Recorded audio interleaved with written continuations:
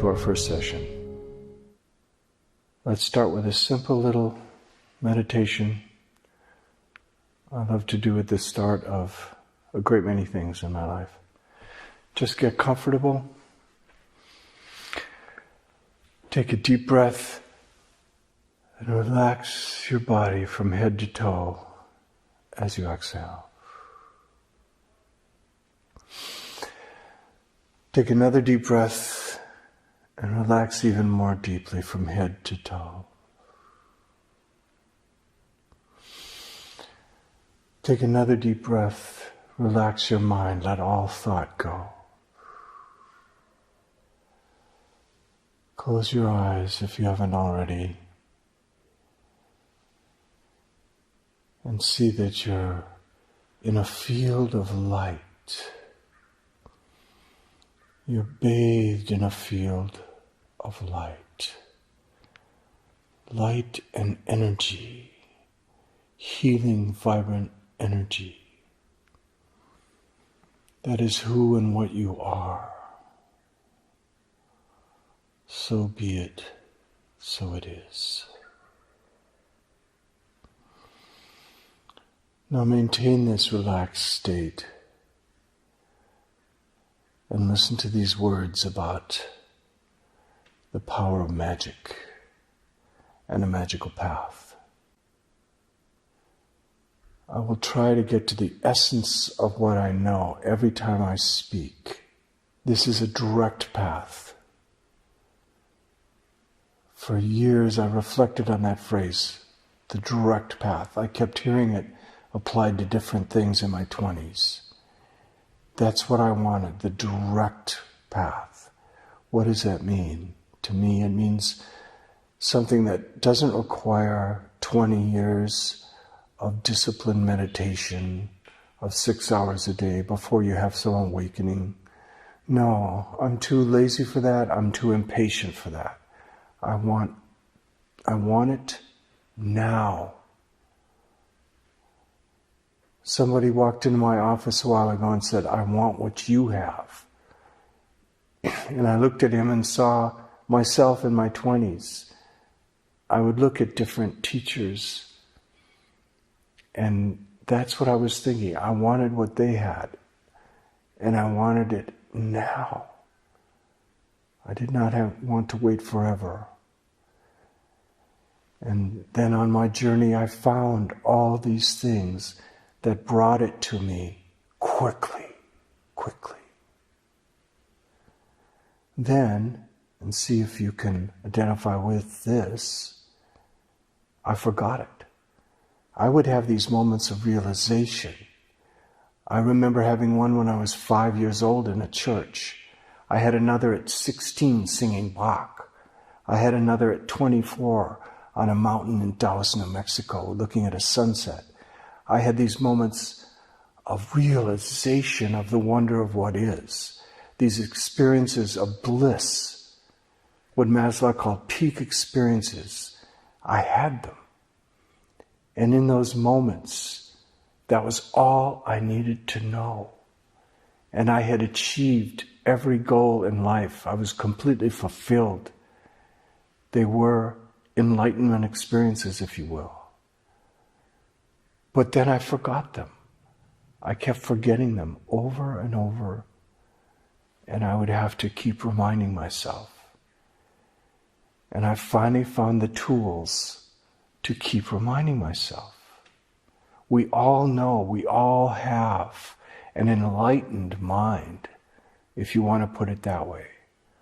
Every teacher that talks about enlightenment, they say it's uncovering who we really are. It's discovering what is. It's not attaining anything outside of us. It's not like attaining greater wealth or attaining a bigger bank account or something. It's discovering what is and who we are. That is the path. So it is and can be a direct path, because we're discovering what we already know. We knew it as children. Children are magical beings. If you've been blessed to have children, you know that. Or if you just remember what it was when you were a child, laying in the grass, looking at the clouds, or seeing a bug, or drawing, doing your art. All the things a child does is very connected with magic. And we still have that magical child within us.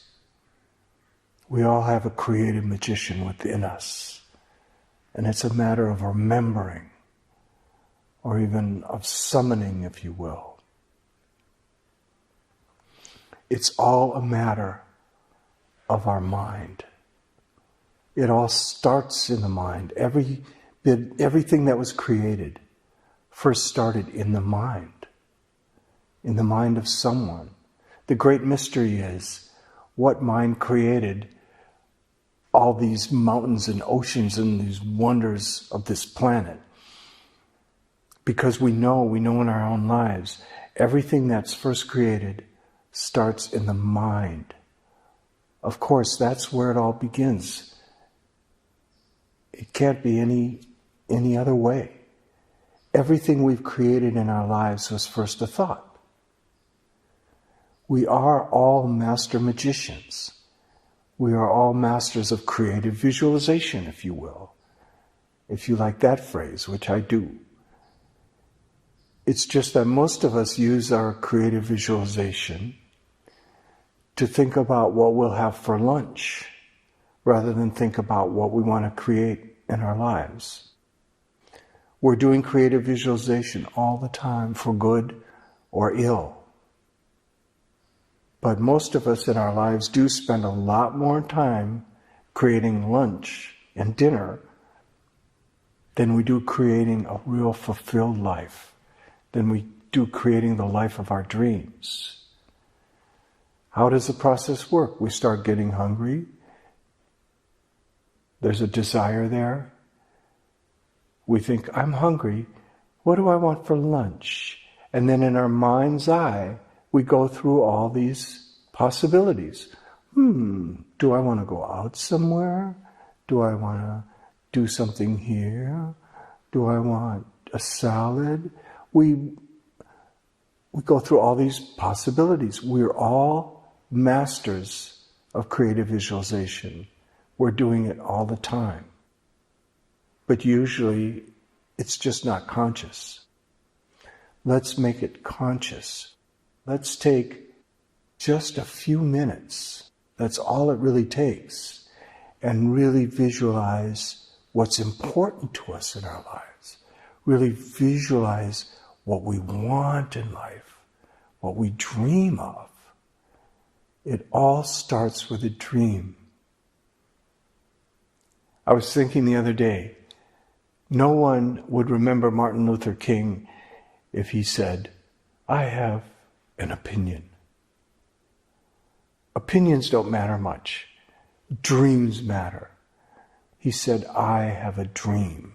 And he said it so powerfully that an entire nation, an entire world heard of his dream. It all starts with just a dream. A dream is such an ephemeral thing, isn't it? It's so delicate. It can just blow away with the next thought. We can visualize the ideal, perfect, wonderful life for us, and then it can be gone in the next instant with a thought that's skeptical, or sad, or frustrated, or worried. Our visualization dissolves, crumbles. It all starts in very high, delicate levels. Then the whole game is bringing it down to more and more solid, concrete levels until we ground it in the earth. Thoreau said that beautifully. He said, of course we need to build our castles in the air. That's where they should be. That's the only place we can build them at first, is in the air. Then, he said, we put the foundations under them. And that's the whole process of the magical path as I see it. It all starts in the air, in our imagination, in the mind. It all starts there, and then we make it more and more concrete. We take these imaginings, these dreams, these fantasies, and we make them more concrete with the power of the spoken word. We put our dreams into words, into affirmations. Then we make that even more concrete. We take our affirmations and put them on paper. Then we make that more concrete. We go from our affirmations to written plans, simple written plans. Then we make it happen in reality by taking the simple steps that those plans reveal to us once we've made the plan. When I look back on the path I've taken, almost all the important work was internal. The externals were simple and easy once I got the inside right. Just as Eckhart Tolle says in The Power of Now, he sums up things so beautifully. He said something essential. He said, get the inside right and the outside will fall into place. That's exactly been my experience.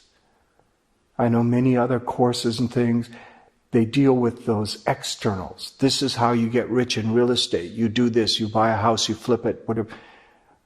The externals to me are completely, almost irrelevant. They're not nearly as important as the internals.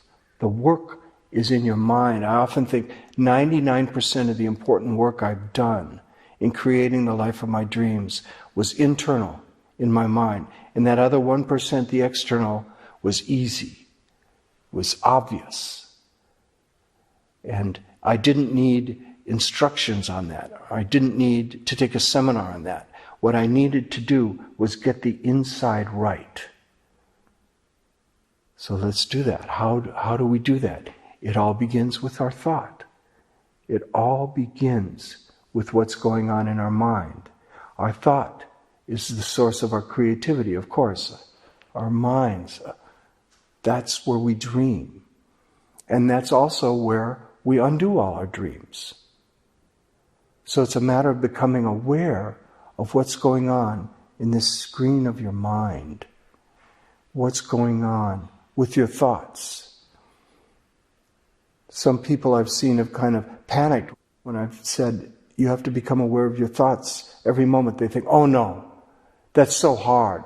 I'm just not aware of my thoughts. Well, as I said in the introduction, you can be off course over 95% of the time, just like a plane.